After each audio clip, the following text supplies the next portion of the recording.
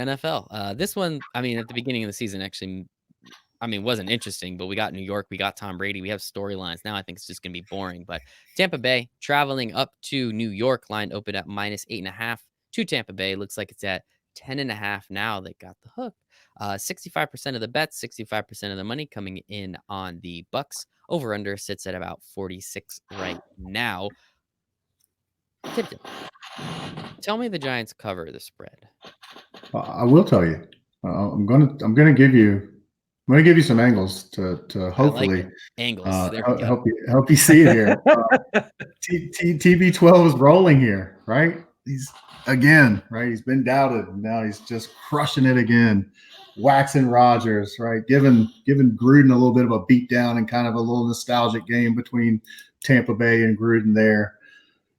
And now we here come to lowly old Giants on Monday Night Football with the Saints on deck, and maybe because I know it's a short week and got some aging veterans, maybe I just want to get the win and get out of there.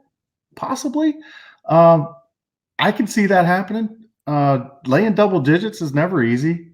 The Giants are not good, and it's tough to make a case for them. But betting the NFL is very situational. And this is a situation that certainly lines up for a little bit of a lull. Just, again, a little bit of the eye off the ball can mean the difference in a touchdown, can mean the difference in covering. And there's a little something in the gambling world. Monday night game tends to be a bit of a bailout game. So how many dollars do you think that are going to be put on the Bucs from folks who have gotten their ass handed to them from Thursday to Sunday and are gonna try to bail themselves out with the Bucs? So I am going to bet the Giants. You may have heard me say this a time or two. I'm going to hold my nose and take whatever line I get with the Giants because it will stink. And as I said, good bets hurt sometimes. This one is going to hurt to press confirm on, but I'm going to do it. Giants. It's probably going to hurt a lot, man. But I have to. You've said it too many times. I have to bring it up. Good money doesn't bet bad teams, and dude, this Giants team is just god awful. Like how are you're going? You got too many rules, man. They're starting to contradict each other. I know. Sometimes I hate the way I am. A good friend of mine said that, and this is one of those times. But sometimes there's always an exception to the rule, and here's one of them. Like I said, I went against my own rule last week against the Jets, so maybe I'm picking the right spot again here. But the situation certainly sets up for an attractive double-digit home dog and a bailout situation on Monday night game. I am curious. Do you think the line continues to grow, or do you think it comes back down a little bit to under? Get back down to that 9.5 number. Yeah, I mean, early betting's typically sharp money, late betting's typically public money. So at some point, if it continues to go right, I will say this: if it continues to fly right, I think it opened under 10, right? It's crossing over 10 now. It's a key number. If it continues to rise, right, I'll back off for sure.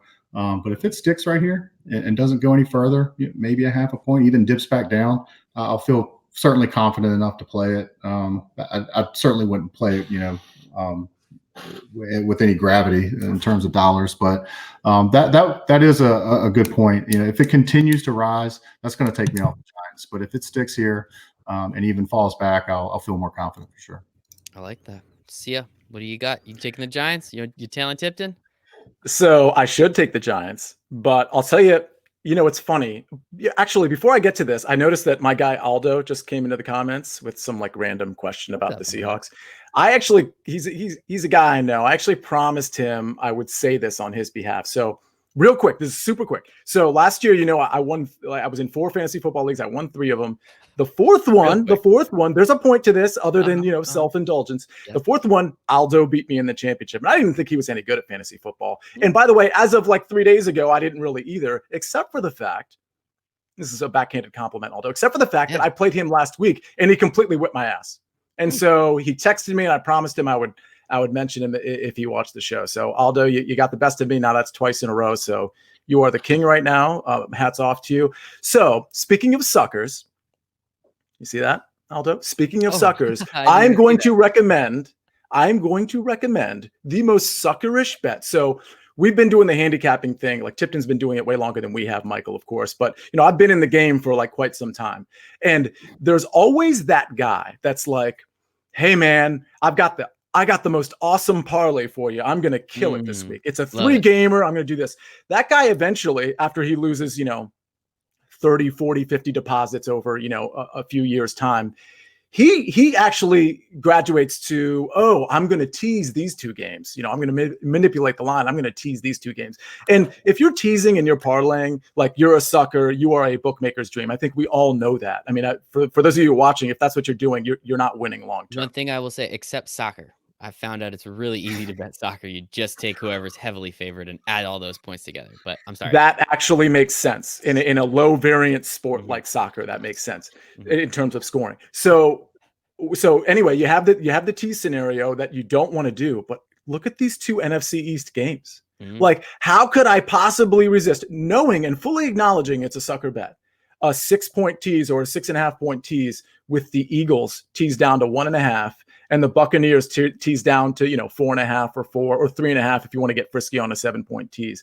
I mean, do we see the Eagles losing this game to the Cowboys? I don't think there's a scenario where I actually can see a game script like that. I do. And the Buccaneers, the thing about the Buccaneers, so they have no Godwin, and who knows if Fournette or Rojo is going to like sort of take over that backfield. I don't know that it matters. The thing that's really keeping me from thinking about the Giants plus 10.5 is that Tampa defense.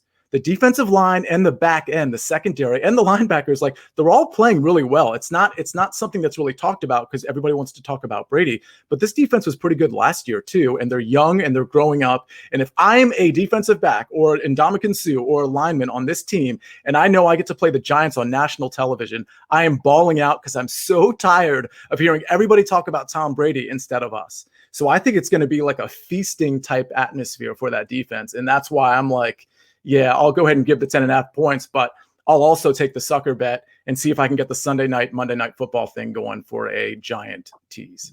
I love it. That's fun. I like that a lot. One thing I will say, Giants offensive line, I think outside of the Cowboys, and only because the Cowboys offensive line is just completely, they're all injured at this point. I think literally every single one. Same thing with the Eagles. Zach Martin is coming back. Just he is FYI. coming back. Okay, yeah, cool. yeah, but still, the they still Cowboys traded away Everson Griffin. Not that I think it actually mattered, like literally at all, but they get a conditional 6th for Everson Griffin. Shout out to him for that. Yeah, I don't see the Giants. Tipton, I love and understand and respect everything you say, but as a very pessimistic Giants fan, shit, I don't see them scoring 10 points in this game, let alone covering a 10-point spread. So I'm going to stick with you because you're much, much smarter and more handsome than I am. But I can't. It's terrible. It's terrible. They've done this to me. It's not even my fault. It's their fault. I can't. I get it. I find myself on an island more often than I'd like to in the sports betting world, and this is definitely one of those times. Yeah, sometimes, but it's lonely. It gets lonely. You like to root with people, but I can't. It's tough to argue the other side too. They've been so bad, but who else knows how bad they've been? Mr. Linesmaker. So if they are that bad, that's true.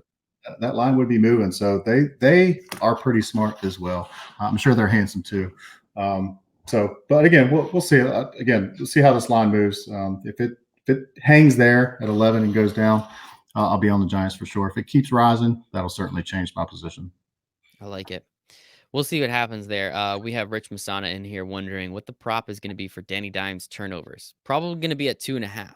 I have to assume because I think it's been 2 in like every single game except for 1 this year and pretty much his entire career at this point. So probably going to put that at 2.5. Maybe if you're lucky, I don't think it'll be that high. Maybe you're lucky you'll get it at 2 so you can have the push. There, see. Yeah, there you go. Awesome. Eric, you have been absolutely fantastic. Where can everybody find you on the internet in case they didn't watch the live stream and just are listening to the podcast right now? Yeah, just these days, just at etip11 on Twitter. Obviously not as much analysis as I would typically have provided in the past, but becoming kind of get back into being more consistent in posting. Took a little break from college for a while, and NFL has been really hitting this year. And a lot of the variables I put into my handicapping equation.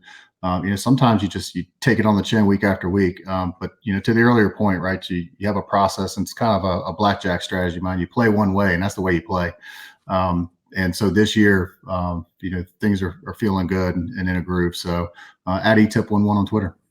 I love it. Sia, where can everybody find you on the internet?